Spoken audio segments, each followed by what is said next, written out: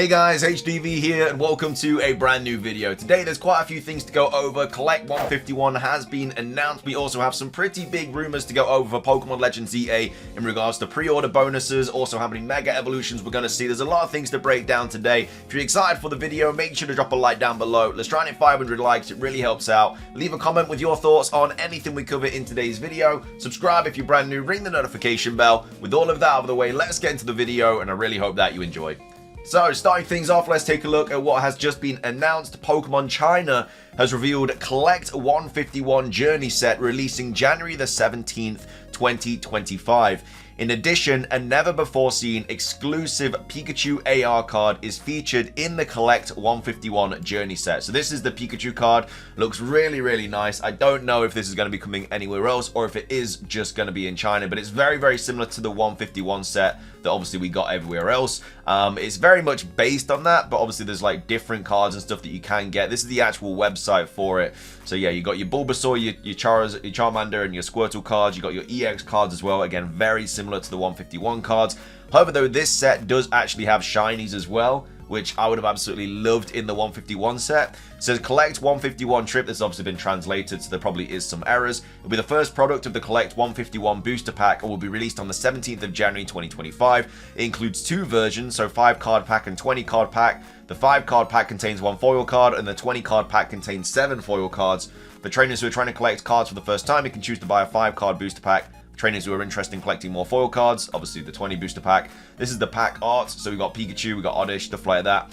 In the rest of 2025, 3 more Collect 151 booster packs will be released in addition to adding new cards to each subsequent batch. The inclusion rate of Pokemon cards with certain attributes will also be increased, so stay tuned.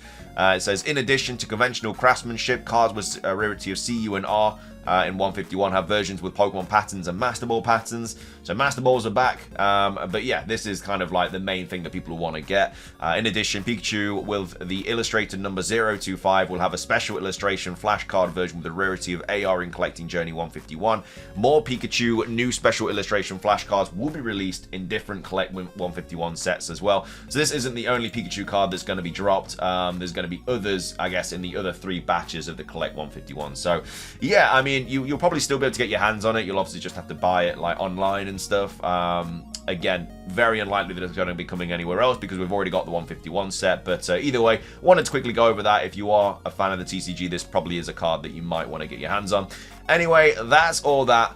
Moving on, we do have, as I say, this new rumor to go over. Pokemon Legends EA is quite a big rumor. It was dropped on the 26th of December. Again, was on 4chan, so as always, take it with a massive, massive grain of salt because most of the time these are fake, but there's a lot to kind of unpack here. So let's take a look at it. So it says Pokemon Legends EA, posted by Anonymous, as I say, posted on the 26th. It says ... So then it goes on to say, full gameplay trailer on Pokemon Day. There is no trailer before then. So we have seen quite a few rumors on 4chan stating there isn't going to be a trailer before February. Of course, most of the time they're fake, so they could just be guessing. The only reason we think there's going to be a trailer in January, or that there's the idea that there's going to be a trailer in January, is just because Riddler said so. He said that it was originally going to be in October. It's been pushed back to January. For me, again, I've been over this many, many times. It doesn't really make any sense to have no trailer for, well, I guess it will be 11 months when January hits. There's like, I don't understand why we've had no trailer for 11 months and then we have 2 trailers in back-to-back months. Makes absolutely no sense. But either way, apparently we are going to be getting a trailer according to Riddler, but according to a lot of other, I guess, rumors and stuff, we're not going to get one. So we'll have to wait and see. Obviously, we're in January very, very soon, so hopefully we don't have to wait that long. Could even be next week. We could be that close to a trailer. Hopefully we do get one, because obviously we've not had something in so long. But anyway, there's no trailer before then, apparently. The pre-orders go live on Pokemon Day. I expect them to announce the release date on Pokemon Day. If we do get a trailer in January, I don't think they're going to drop the release date. I think it will still say releasing simultaneously worldwide 2025. I think in the February trailer and the Pokemon Presents one, because that's the big one that they know a lot of people are going to be watching, I think that will be when they drop the release date. But it says pre-orders are going to be live on Pokemon Day, so yeah, obviously that makes sense. Again, especially if the release date is, you know, May or June or July, they're going to have to show us the release date, and the pre-orders are going to have to go live. It says there's a pre-order bonus from the Nintendo eShop, so it's 50 Pokeballs, 50 potions, a pre-order outfit with expanded backpack for your character. So, yeah, with the kind of Game Freak Nintendo pre-orders, we usually get, like, they're not usually that good. You know, we sometimes just get, like, Pokeballs and potions and stuff. I like the idea of getting a pre-order outfit. We did get that for Legends Arceus, I believe. We got, like, did we get, like, the Growlithe mask or something like that? Or, I know that, I think in Japan they got the special Garchomp outfit. And I think in the West, we got, like, yeah, some sort of Growlithe mask or something like that. Or it might have been a Hisuian Zoro mask. But anyway, we did get some sort of pre-ordered special kind of clothing and stuff like that. And apparently we're going to get a pre-order outfit with expanded backpack for your character. So you'll be able to hold more items in your backpack. So I guess that's actually very, very useful. It's not just like cosmetics or anything like that. Generally something that a lot of people will want because it just means you can store more items in your backpack. It says it releases on the 16th of May 2025. So the 16th of May next year. Let me double check when that day is. 16th of May is a Friday. Which again, Pokemon games have notoriously released on Fridays. It's just now we're a little bit unsure because Nintendo has started releasing games on Thursdays. So yeah, we don't know really. I assume it's going to be a Friday, but it could very well be a Thursday because that's what Nintendo have done. The only interesting thing is obviously it's releasing simultaneously worldwide 2025. So that means it's releasing at the same time everywhere. It's not going to be a midnight release, which it has been for every other Pokemon game. It's going to be very much like the DLC where it just is live for everyone at the exact same time.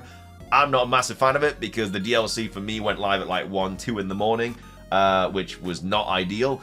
So I hope that that's not the case again because I don't want to be half asleep playing this game for the first time. But I guess it will be around that time. I don't know why they wouldn't change it. That's what they have done for all the DLCs barring Isle of Armor, which obviously went live after the Pokemon Presents. But yeah, it is obviously going to be releasing everywhere. So, I mean, it might be the 16th in some countries and it might be in the 15th in others. Like, it could be the 16th in the UK and it could be the 15th in America. Like, that is just time zones and all that. So there's going to be 21 new Mega Evolutions. So we're going to get Dragonite, Raichu, Skarmory, Kingdra, Zangoose, Milotic, Luxray, Togekiss, Vespiquen, Excadrill, Mienshao, Chandelure, Heliolisk, Tyrantrum. I don't know why they'd just give Tyrantrum one. Maybe they'd have to give Aurorus one as well. Sylveon plus Chespin, Fennekin, and Froakie. And then it says Zygarde, Xerneas, Yveltal. So is that all 21? So 1, 2, 3, 4, 5, 6, 7, 8, 9, 10, 11, 12, 13, 14, 15, 16, 17, 18. Yeah, so 19, 20, 21. So a lot of those Mega Evolutions, I mean, there's ones like Dragonite, Zygarde, Xerneas, Yveltal, the starters I expect to see. Would love Mega Kingdra, would love Mega Milotic, Luxray. I don't think Togekiss really needs one. Excadrill is already pretty good, but that definitely, obviously, I mean, everything will benefit from a Mega Evolution, but Heliolisk definitely needs one. Sylveon, I'm not so sure about. Tyrantrum, I don't know why you'd only give one Fossil and Mega. Doesn't really make sense. I know that they obviously gave Aerodactyl one, but that wasn't part of like a duo. That was kind of on its own. It was Omastar and Kabutops. Those were like the main fossils of, or the duo fossils of that game. So, yeah, I mean, there's definitely some cool Mega Evolutions in here, but some of them, I mean, I don't properly agree with. I mean, I'm surprised Raichu's not got one by now. I think if it gets one, it should look like Garochu. Becoming Electric Dragon would be sick. But yeah, that's apparently the 21 new Mega Evolutions coming to Pokemon Legends ZA. The story revolves around harvesting the power of Mega Evolution and Zygarde's power to modernize and expand Lumiose City, which impacts and destroys Pokemon habitats around the city. This has caused Pokemon throughout the region to get very upset and aggressive, and in some cases, including Zygarde, Yveltal, and Xerneas. So, again, I don't know why the story revolves... well, I guess to modernize and expand Lumiose. Like, the whole story is to expand Lumiose. That's, I think, the main story, but I think there is going to be, like, a kind of a bigger picture sort of thing as well, whether the people working on the city is going to be like an evil team, and then that's, like, the bigger story or what. But the general consensus is that we're going to have to, like, build up Lumiose or rebuild it or whatever. But yeah, I think there's going to be more that meets the eye. I still like the idea of the building team being like the evil team. I think that's a really cool idea, and they somehow try and trap Zygarde or something like that and use its power. I think that's a great storyline. The Lumiose City Project Council and Kalos Governor ask you to assist in helping gather all the Mega Stones in the region after you discover the one for your chosen starter so that they can use Pokemon and Zygarde cells to power the city into the future. So they're going to be using Mega Evolved Pokemon to power up the city. So yeah, I mean, that would definitely be something that sort of awakens Zygarde and tries to like protect the ecosystem, in my opinion. Then goes on to say Professor Sycamore is opposed to this idea as there is still a lot unknown about the true power of Mega Evolution and the true power of Zygarde. I mean, it doesn't say when the game is set, but the fact that Sycamore is in the game means that it has to be set either just before the events of X and Y or just after the events of X and Y, because obviously Sycamore, he's still in the game. It says Diantha is a main character and part of the Project Council. You will battle her multiple times. Diantha, yeah, I mean, she was an alright champion, so I wouldn't mind battling her a few times. Mega Gardevoir, all that stuff. Clement is also a main character, but he is assisting Professor Sycamore. You definitely expect Clement to be somewhat involved because obviously he is in Lumiose regardless. He's the gym leader, but also he's very, very smart, and I'm sure he'd be using that for some sort of technological advancement in the kind of rebuilding of Lumiose. At first, you side with the Project Council until you start seeing the effects of the expansion moving into Pokemon habitat. So yeah, that's I think is a really cool story. Like, you start with the rebuilding team or the redevelopment plan, and then you're like, hang on a minute, this is a little bit bad, you shouldn't be doing this, and then you try and overthrow them, and then it turns out, yeah, they're like this evil team, and they try and Mega Evolve Zygarde or something. I think the evil team, like, I think there will be a Mega Zygarde, but I think it's gonna be like Mega Evolved against its will, and I think that's what's gonna like make it go rampaging and stuff like that. It says around 140 to 150 total side quests to complete throughout the game. So I mean, it's a decent number. Again, I'd expect there to be a lot if we are only in the city, because obviously there's going to need some sort of content. Lots of character customization options. Again, very much expecting that. It was introduced in X and Y. We got loads of character customization in X and Y. Legends Arceus had really good character customization. So you're basically putting the two together. I really like the idea of, yeah, just a ton of different options. And again, you get the pre-order, apparently you get the pre-order bonus as well. It says, inside Lumiose, you can explore buildings, sewers, and park areas. It is not entirely open world. I mean, they never said it was going to be open world. They said it was actually going to be stuck in Lumiose. So, if anything, they've already said it's not going to be open world. But yeah, you'd be able to explore buildings, sewers, and park areas. Again, I still think that you're going to be able to explore small areas outside of Lumiose, but it's all still classified as Lumiose City, because I just don't understand where you're going to be able to catch all these Pokemon and stuff. There's only so many mons you can find in, like, the streets and the canals and stuff like that. Like, you just have to think of, like, ocean Pokemon, for example. Like, I don't know, a Pokemon like Cloyster is not going to be in a canal, you know, it's going to be in the ocean and the sea and stuff. So how are all those, like, aquatic Pokemon going to be introduced into the game, stuff like that?